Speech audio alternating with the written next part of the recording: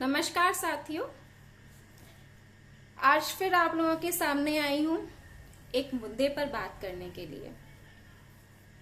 2018 में हमारे देश के एक माननीय महोदय जी ने एक स्टेटमेंट दिया था जिसमें उन्होंने कहा था कि देश के युवाओं को अपने साल बर्बाद नहीं करने चाहिए नौकरी ढूंढने में।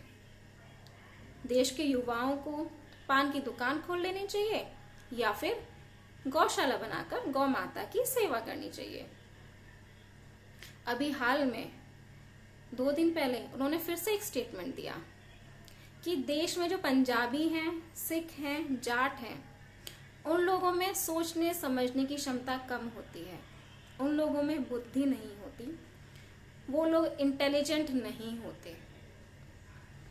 महोदय जी, मैं आपको याद दिलाना चाहती हूँ, हमारे देश के संविधान में अनुच्छेद नंबर 15 में कहा गया है कि देश के किसी भी व्यक्ति से जाति, धर्म, भाषा, क्षेत्र या लिंग के आधार पर कोई भेदभाव नहीं कर सकते और अगर भेदभाव होता है तो वो दंडनीय है। सर, आप देश में भेदभाव उत्पन्न कर रहे हैं। आप एक कम्युनिटी से बोल रहे हैं कि आप इंटेलिजेंट हैं, आप समझदार हैं, आप योग्यता से भरपूर हैं, और वहीं आप दूसरी कम्युनिटी से बोल रहे हैं कि आप में कोई योग्यता नहीं है। मैं आपको फिर से बताना चाहती हूँ, जिन लोगों को आप इंटेलिजेंस लेस या जिनको आप कह रहे हो कि जिनके अंदर बुद्धि नहीं है या सोचने समझने की क्षमता नहीं है, उन लोगों ने देश को आजाद कराने में अपना पूरा भरपूर योगदान दिया है। शायद आप भूल रहे हैं, आर्मी में रेजिमेंट्स होती हैं, जाट रेजिमेंट, जो 225 साल से देश की सेवा कर रही है और देश को बचा रही है, सुरक्षित कर रही है। दूसरी रेजिमेंट है सिख रेजिमेंट, जो 175 साल से देश की सेवा कर रही है और 1922 में ब्रिटिश के अधिकारियों ने ये डिसाइड किया था कि उनकी सेना में 20% यानी 20% जो लोग होंगे वो सिख लोग होंगे।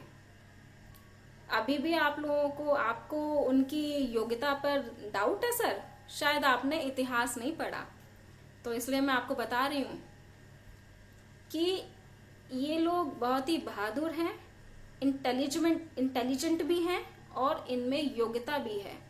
प्लीज आप ऐसी कोई भी रेंडमली स्टेटमेंट मत दीजिए जिसके कारण देश में भेदभाव उत्पन्न हो या लोग अपने आप को लो फील करें, डीमोरलाइज फील करें।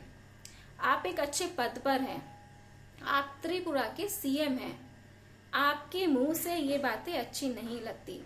उस सीएम पद पर बैठकर आप ऐसी बातें करें, ये आपको शोभा नहीं देता। हमारे देश के माननीय प्रधानमंत्री जी सबका साथ सबका विकास कर रहे हैं और आप उनके इस विकास को छिन छिन कर रहे हैं। शायद आप ये भी भूल चुके हैं कि सरदार वल्लभ भाई पटेल जी, जिन्होंने अखंड भारत का सपना दिखाया, अखंड भारत पर काम किया, और आप उनके अखंड भारत को खंड खंड कर रहे हैं। मैं देश के प्रधानमंत्री जी से रिक्वेस्ट करना चाहती हूँ कि वो ऐसे लोगों को जो देश में भेदभाव उत्पन्न करें, उन लोगों को कड़ी से कड़ी सजा दी जाए और ऐसे लोगों को किसी भी पद पर नहीं रखा जाए।